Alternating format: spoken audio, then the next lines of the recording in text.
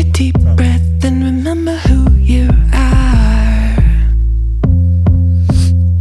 Yeah, they're gonna mess with you, baby, you're a star. Stepping in the spotlight, you know that it feels right. Time to put up a fight, honey. Got nothing left to lose, so let's start right now. Everybody want a piece of you. Gotta give them what they want, it's true. You're symphonic, yeah, so iconic. If you didn't know before, now you know.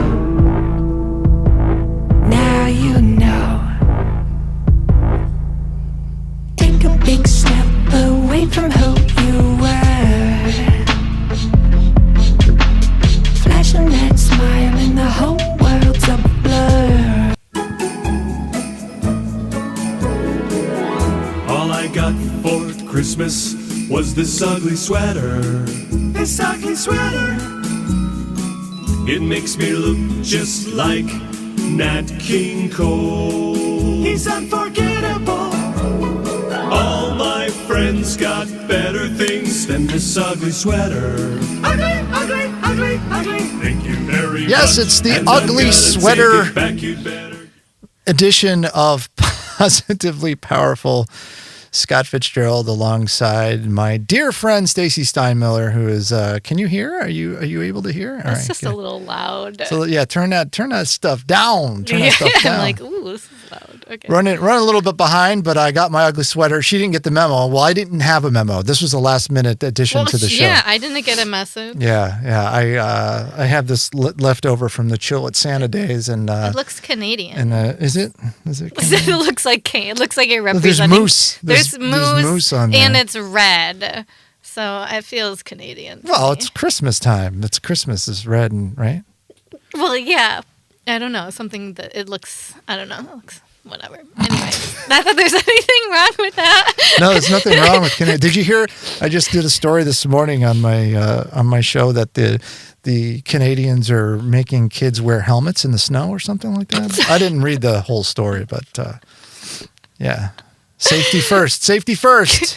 I was just thinking of when I put the transcript into like AI and ask it for show notes, it's going to like give us these random facts. Like, did you know that the Canadians are requiring kids to wear helmets? 5 amazing facts about Canada. It's just completely made up. So welcome back. We're doing this kind of thing where I'm not running the show over in the control center. Will, Voice of God, is doing that. And so I'm in here. So I can't even see the comments or anything. We're going to work that out. We're going to figure that out. I didn't think of that. Maybe if Will sees comments coming in, he'll put them up there. I haven't showed him how to do that, so maybe he'll figure that out. Or he can just read them. And or he can he can read them. Yes. You know what? We'll have to do that so that when he reads them, he has a whole lot of reverb on his voice, so it really does sound like it's coming from the heavens. Yeah. But being it's the 17th and we are a stone's throw away from one of the biggest holidays that Christians celebrate. Yes. It's also a time of the year where a lot of people get down and they're not very happy for whatever reason, family trouble, or, it's just traditionally a time where a lot of people are depressed and things like that. So I thought we could maybe try to talk about ways that we can maybe try to shift our energies if we are feeling that way, and kind of maybe focus on positive things, or what you would suggest for folks that are going through that turmoil right now. Definitely. Yeah, that was my wheelhouse for many years. Yeah, and I actually usually I would always work between Christmas and New Year's. I know a lot of people take time off, but my schedule would always be lighter, but I'd always be available because of it being often sensitive time for a lot of people. But so I guess a couple things off the bat is one, a lot of it is people are putting too high of expectations on themselves. Yeah. Around trying to make things perfect and do enough and so forth. And so I guess I'd really encourage people to look at the pressure they're putting on themselves during the holiday season and what would happen if you gave yourself permission to take that pressure away, Yeah. That's a really good point. I think because a lot of people add just unnecessary amounts of pressure. So much. And it's kind of funny because my wife Kelly and I were talking about this on Thanksgiving, because I remember for years, whenever there was something that we were hosting at our house, and Thanksgiving, Christmas, whatever like that, she was always just a bundle of nerves the whole day. You couldn't talk to her. You couldn't do anything. It was just like, because she's trying to make the house right. We're trying to figure out, what do you want me to do with this? Yeah. And this year, she was just like, wow, this is really great. Yeah.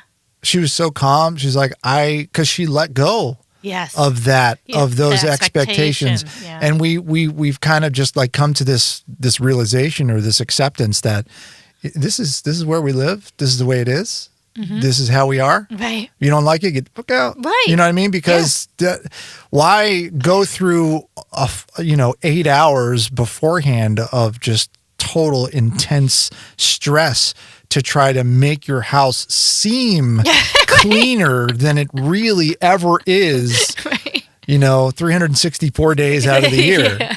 And so it's like, yeah, okay, out of respect for your guests, you're going to clean up the various piles of crap that are around everywhere so that you can have a place to put your food down or whatever. Right. But that relief that she felt from not having all of that pressure to make everything so perfect was huge. Yeah. And we're like, wow, this was great. We were like singing and dancing and cleaning up, and it was like, this is fun. Yeah. It's amazing what happens when you take those expectations out and you just sort of be like, hey, you know what? Take me as I am. Right. Take this house as it is. It's lived in. We live here. Exactly. Yeah, I think that's a huge example around, getting the house together. The food, the presents, there's so many different ways you can come together and have a good time. And we'll get into the family issues next if you want, because that's the other point that usually comes up. But instead of if like presents are really stressful, and this is more for like adult giving versus with children,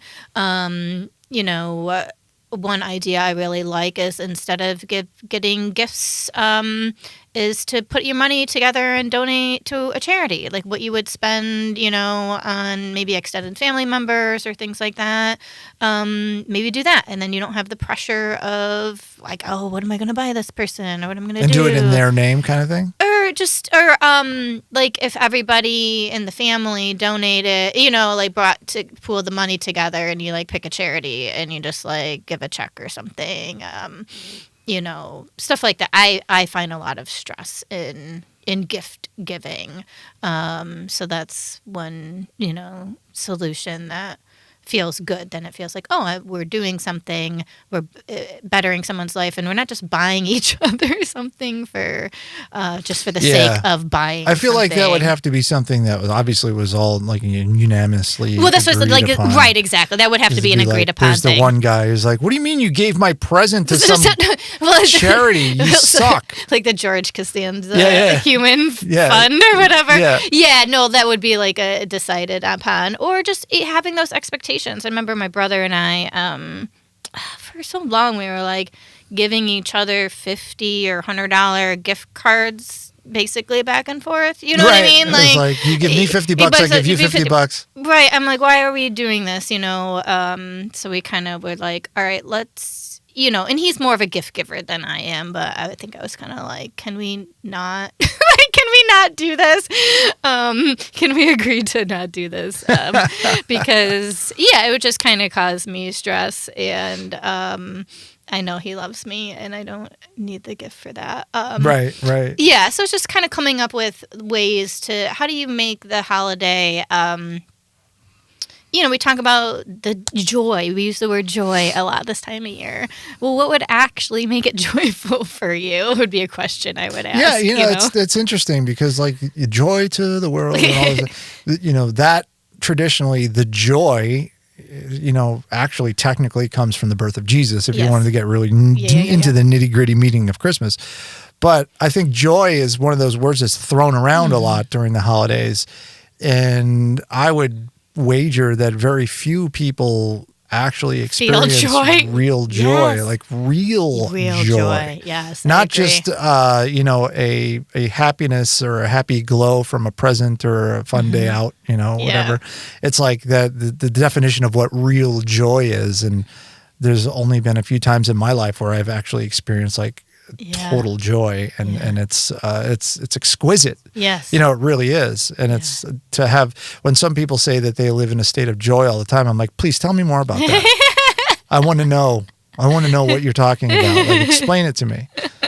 Yeah, no, those are good points. And and we talk so much, especially like when we talk about business and visioning and manifesting, right? We talk about that, what do you want your holiday to look like? And not in this like perfectionistic, perfect picture way, but what do you want to experience? What's the intention behind what you're doing, getting together at family? And is it to say, hey, look at my immaculate house for a day? Or is it to, be in conversation and in company with people? I know for me, my extended family, we get together about twice a year, and Christmas Eve is one of them. And so I'm in a lot of the people I won't see until next Christmas Eve, right? Yeah. So it's like the one time, to actually have conversation with some people, And you usually say, we should do this more often. And then like next thing you know, it's next Christmas. And you're like, hey, we never did that.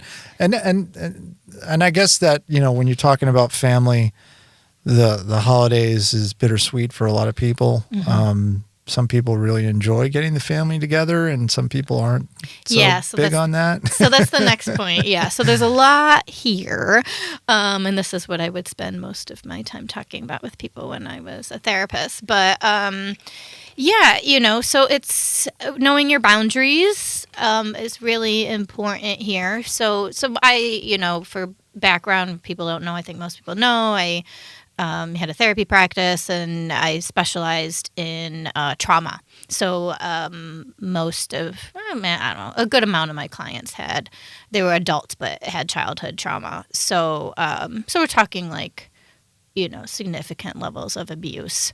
So obviously family was not usually a happy subject, considering that most abusers are family members. So it's really a lot of boundaries, and looking at what where you're feeling obligated, what feels right and aligned for you, and that can change from year to year, and from person to person. So it's a lot of putting yourself first and what boundaries are required for you. And I think that there's an interesting, I don't know, trend, or that people are becoming more aware of this idea of like, no, I don't have to put myself into these situations where I'm not comfortable. Yeah. You remember like when we were kids, when I was a kid, it was like, hug your Aunt Jean, and you're like, give him a kiss. And you're like, I don't want to give him a kiss. Right. And now it's kind of like, well, if the kid doesn't want to give you a kiss, he's not going to give you a kiss. Right, exactly. Do a fist bump, whatever. Yeah. Don't force the kid into an intimate situation that the child does not want to experience. Yes. Whether they're shy or whether you don't know, and I think that now, like, that realization that people have, and then there are some people who'd be like, oh, shut up, blah, blah, blah. But I think it's a progressive notion that you shouldn't force kids into that situation. And it's the same with adults. Why if you have a severe problem with another family member, if you're not going to sit down and work it out like adults, then don't force the person to be there with them and deal with that. I mean, yeah, exactly. A lot of nuance there, too. There was a lot, exactly, depending on the situation and so forth. But basically it's kind of knowing that boundary, protecting that boundary.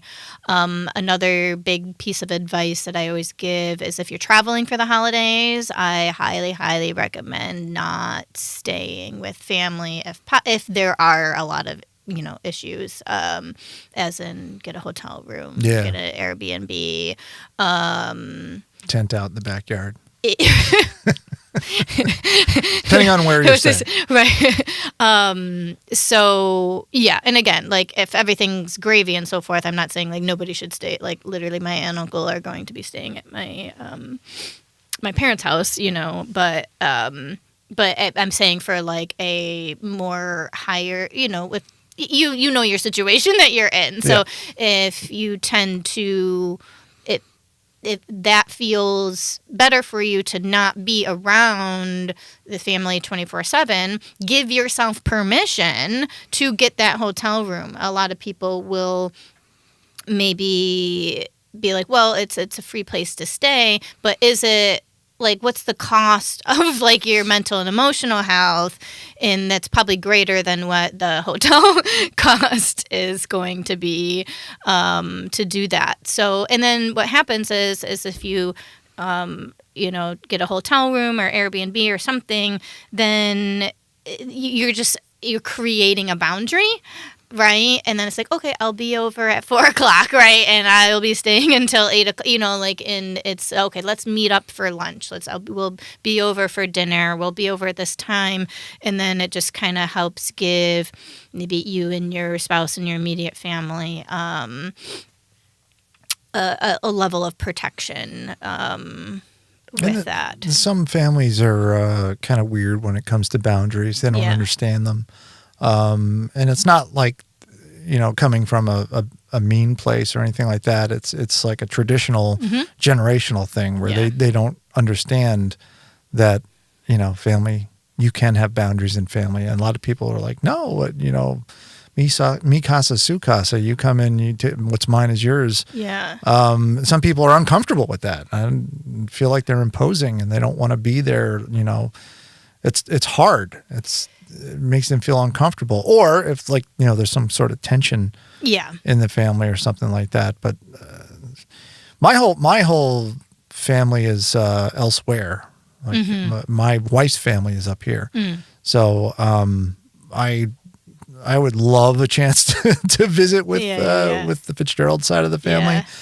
And maybe that's going to be in the cards one day. That would be very cool. Yeah. But I do remember even in some of those interactions having there be like some, friction here and there, like my grandmother doesn't like this or whatever, or she's upset about that, and you try to work through it and stuff like that. And it's like, it almost becomes so second nature that it's like, oh, well, it wouldn't be the holidays if so-and-so didn't say this and didn't do that. And yeah, and that's also just accepting people for who they are and how they are, So outside of, more intense trauma, situations, then there's just it's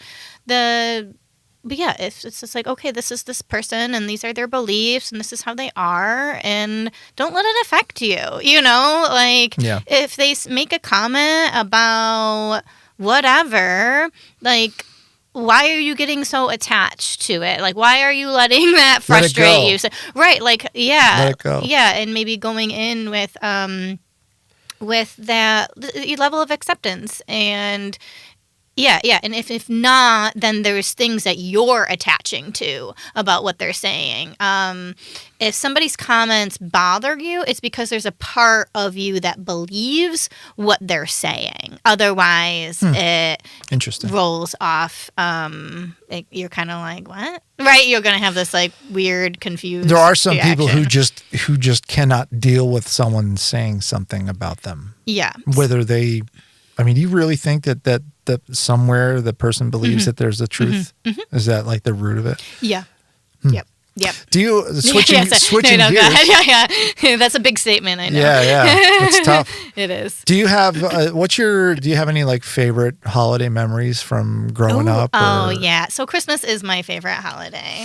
And so we get together at my parents' house and host a big Christmas Eve party, and I'm doing that since I remember. And back when I was real little, it was like a nighttime party, which I kind of miss because we get together during the day now. And it's just a little not as magical. But, my cousins got older. They had kids. It's like multi-generational thing. And I'm the youngest of my generation. So I was probably spoiled the most. But So usually I grew up, I was raised Catholic. So we'd go to, we had mass at like 6:30 or something, and then so the party wouldn't really start till like 8:00 at night. And we made this punch. It was not spiked because I drank it with like the sherbet ice cream on there, and like the big ice block. And I loved making the punch and getting doing whatever I could do in my little ways to help. And every year for the longest time, Santa would come to the house early. And that was kind of like how... Did someone actually dress up as Santa? Oh, wow. Yeah. That's going all out. Yeah. It was big. I know. Like I said, I was really spoiled as a kid because I think it was basically for me. I don't know how old my cousins were at the time, if they, or even my brother's 4 years older than me. But I think there was a period of time where he was still young enough. But so I remember, I think the first year they did it, I think my neighbor Dave, I don't know, maybe dressed up. I was going to say, who is the... There was different people each time, yeah. I believe. And then... And actually, years and years later, my brother did it for a couple years for my cousin's kids, which was really fun. Like one time Santa actually came into the house, and one year Santa would maybe just walk out in the snow with like jingle bells. And I remember one time like the neighborhood dog was like following, Santa. I found out it was the dog's owner that was Santa, and of course that's why the dog was following. But I just like, whoa, that's so cool. The dog Santa has a dog. I knew who the dog was, right? So I was like, I was like jealous, they get to be by Santa. So so the Christmas Eve party, Santa showing up, all of it. That's my... I grew up in South Florida, so the Christmases usually were warm, which is weird, I couldn't imagine that. We would, what would we do? We would go to my aunt and uncle's house in Palm Beach, like later in the afternoon. And then we would go there and have the big dinner and everything like that, which was always awesome. I miss doing that. But one of my favorite memories of Christmas does not reflect on me well. It does not. Man. Yeah. So I'm guessing this is 81 something or 80, 81, something like that, because the toys I got, because I remember the toys. It was all Star Wars. It was Empire Strikes Back stuff. Oh, yeah. And so I woke up in, probably 3:00 in the morning. Yes. Opened up all my presents, brought them all into my room, and went back to bed. My mom got up and she was furious. She was like, what did you do? She missed like the joy of watching you open all your presents. I opened everything up and I brought it into my, put it together, brought it into my room and fell asleep. And she was like, I don't, remember a whole lot. I remember that happening. I don't remember if there were, if I had more presents, if I didn't get them all, or if I only got, in my memory, I opened them all up and there was nothing left. Yeah. I don't know if that's actually true. Right. But that's what I did. And I just remember And I'm now as a parent thinking back, I'm like, oh, right, like, my poor mom. Right, yeah, after all that hard work, right? Because Kelly, like, she calls Christmas is like her Super Bowl, right? She absolutely loves giving out presents. She loves getting stuff for the kids, loves watching them open it up and stuff like that. I just imagine she would be so crestfallen if she woke up and we had all opened everything and we're all like, hey, you missed Christmas. We're like, what? That's funny. Imagine that. It's so funny too, because I feel like sometimes when I come here and I see you, like, I see a lot of my, you remind me of my brother a lot. Yeah. And so he, one year, and this, he was fairly young, so he always would get a new game system, right, or something. Nintendo is like, you get Nintendo or Sega, or right, like, it was like these were the things he would get. So I think one time he got up at like 3:30 in the morning and went down, and so also our Santa gifts were never wrapped. So it was like the Santa gifts. Oh, interesting. Yeah, I think that was coming from, that came from my dad's side of the family. I think they didn't have the money, to wrap presents, right? But it was kind of nice because then we could just go down and like play with our presents, and my parents could sleep in a little bit, and sleep until 5. Not knowing that they were up till 2:00 in the morning, like doing all this, and then they would get up and have their coffee, and then we would do the presents under the tree, from family and everything. So so I guess he had gotten up, and I think it was like shortly after my parents had like just gone to bed, and he was like down there and like playing his game. So after that, they had to implement a rule that we weren't allowed out of our rooms until 6 a.m. and we weren't allowed to wake them up until 7 a.m. So he would come and get me up at 6. I was never, which is interesting because I'm like a morning person now, but I was never a morning person. And so he would come wake me up, and then we'd go down and do everything, and then we'd wake them up and attempt to make them coffee. And it was really funny. We didn't know how to make coffee. Like, we were like trying to do thank you. Sludge that you made. How many scoops did you put in this? So anyway, so I share that story because it's like, it was just like another thing of how you remind me of my brother, like similar thing. I remember now, speaking about Christmas from a parent's point of view, I remember my kids were probably 10, maybe 8, somewhere in that neighborhood. And we'd make them go to bed at like 8:30, 9 o'clock. That was like kind of bedtime. So we made them go to bed. And they all woke up at midnight. We weren't even in bed yet. They were up at midnight, ready to go. Yeah, you put them to get bed too. You got to wait till like 11, 12 o'clock so they actually sleep. God. We were like, what, are you kidding me? You can't be up now. Santa didn't come yet. And they're like, and then we couldn't get them to go back to sleep. Oh, no. And it was like, we couldn't do anything. It was a nightmare. Oh, and I used to get the jingle bells. I used to go out on the deck, and I used to like jingle the jingle bells outside when they were in their rooms, because they would be like, I'm like, you hear him? He's in the neighborhood, jingling the jingle bells. You got to get to bed. If you're awake, he's not. And then when they did that, I was like, oh, you're awake. He's going to pass us by. You guys aren't going to get anything for Christmas. The fear we instill in our children. Probably the cruelest thing ever. I mean, I don't know anybody that hasn't done that. So. I there were a couple of times where they were being so bad coming up to Christmas. I was like, I wonder what would really happen if they woke up at Christmas and there were absolutely zero presents. Oh my, I could never do that. I'd be like, I just couldn't do it. There's you have to be a really mean silly to pull that off. Like those what are those videos that people are doing, like the Halloween, like Daddy ate all your Halloween candy or something, or I opened up all your presents. No, it's so terrible. Oh, I know. I couldn't. Yeah, imagine. Do you have a traumatic like finding out about Santa story, or a fun finding out about Santa story, or do you remember? I don't. Oh, really? Yeah, I could tell your brain was like not going anywhere. I was like, oh, there must not be. I could like see you stalling out. I remember one time being young and saying I was going to wait up for Santa, and I took my bean bag out, laid down on my bean bag, and woke up the next morning. And somehow they managed to go right past me with everything. Kids, like sometimes the kids asleep, it's like you can't wake them up for nothing. Well, so your kid. Like I know when my daughter's going to be most sound asleep, right? Yeah. Like I know those hours, like, when they're just little, you know them so well. Wait, are there comments? Can you see things? I can't see any comments. There are none. There's nobody watching. That's fine.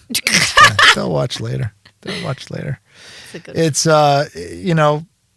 it's just going back to what we were talking about earlier. I like talking about the old memories because it does, that nostalgia. And for a lot of people, Christmas is king of nostalgia or queen of nostalgia because of all of the memories. And, there's some people that don't take part in that because they don't have the nostalgia. They don't have the good memories. Right. Or if they're traumatic memories or negative memories, then it's not something. And I would challenge you to try, and I am not a mental health professional by any means. But I would say, try to make new memories. Yeah. Try to make new things that you like doing during the holidays. Invent things. Yeah. This is our new Christmas tradition. We're like, just at some point when the kids were younger, we started going to the movies on Christmas Eve. Yeah. And now we go to the movies on Christmas Eve. Yeah, new tradition. Right. Yeah, and especially too if like you said, my family, lives far away, and that might be so it's like, I can't do what I used to do. I can do new things. And the other thing I wanted to bring up too that is big this time of year is grief. Right. Yeah. So for a lot of people, this will be their first Christmas without a family member. I'm thinking about a really good friend of mine, and her son passed away very tragically, and this will be her first Christmas without her son. And, it might be, first Christmas without a spouse, first Christmas without a parent, or even if it's the second or the 20th or, a year without it. It's, like kind of navigating that and making space for the grief and knowing, who you can talk to about how you're feeling. And I often say making space for all of the emotions. Like it's okay to feel sadness around this person not being there, while simultaneously feeling good about what is happening and the people you are with. And so oftentimes we get fixated in feeling like I need to feel one way or another. And I think a lot of it being, having like a high level of emotional bandwidth is being able to experience all the seemingly conflicting emotions, because they're actually not conflicting. And the more we can experience, the more full we will feel, even if some of that might be labeled as, quote, negative. Right. So I encourage people to, to feel the complexity that comes with the season, especially as it relates to loss or even just change. Or it could be your first Christmas, maybe recently got divorced or separated, and you're so it might be the first one without, they might be still living, but you still don't have your spouse there, or your children might not be there in the morning, or whatever it is, and how to create space for that for yourself as you navigate those changes. Yeah. I just looked at the calendar and I realized that we're probably going to be taking the next 2 weeks off. Yeah. We've got the 24th and the 31st, so neither one of those days that we're going to do it. So we're going to be back on the 7th. Yes. Wednesday the 7th. So my Wednesdays are going to be incomplete without positively. I'll go back and watch previous episodes. Or we can watch this one because no one else is. So But before we go, Yes. I wanted to quickly just touch on goals for 2026 because the next time we do this, we're going to be January in 2026. So what are some of the goals that you have? Ooh, that I have? And I know you probably have a long list of goals that we don't have time to get for to. all of them? But yeah. Oh, I think for me, it's, I think they're always like the same goals, but, getting better World at them domination. maybe. Yeah, yes, that is my goal. So a lot of it is really owning, owning the magic, owning what's really happening in my spaces and what I bring to the table, because it's so easy to forget. And I think I was talking to Emily about this last week or whatever. But anyways, when we were going over all her progress from 2025, I got really invigorated and was like, wait, like you accomplished all of this in a year of working with me and so forth. And I was like, wow, yeah, this stuff really works. Was there even that's funny. Right? And it's not it's I know it works, and I've been you talk about You're it too. I'm not full of shit.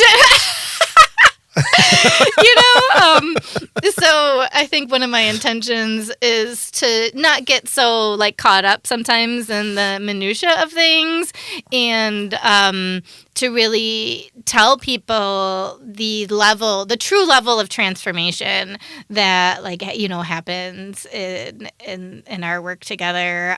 So that is an intention of mine in 2026, and fully showing up as even more so as that leader. This morning, the reason why we started late, I was running a mastermind through Rotary, and when I had first started running this back in April, it was kind of well, it's not a real one because it's not with my clients, right? All right. Yeah. So I recognized that I was automatically discounting it, from the start, Right. which was making me not quite show up how I would usually show up, and it felt really good this morning. I feel like I fully showed up as I do, with you guys, and that felt really good. So a lot of permission, like I said, to fully own, to fully show up in that way, and I would say is probably what my more higher intention for 2026 is. Yeah.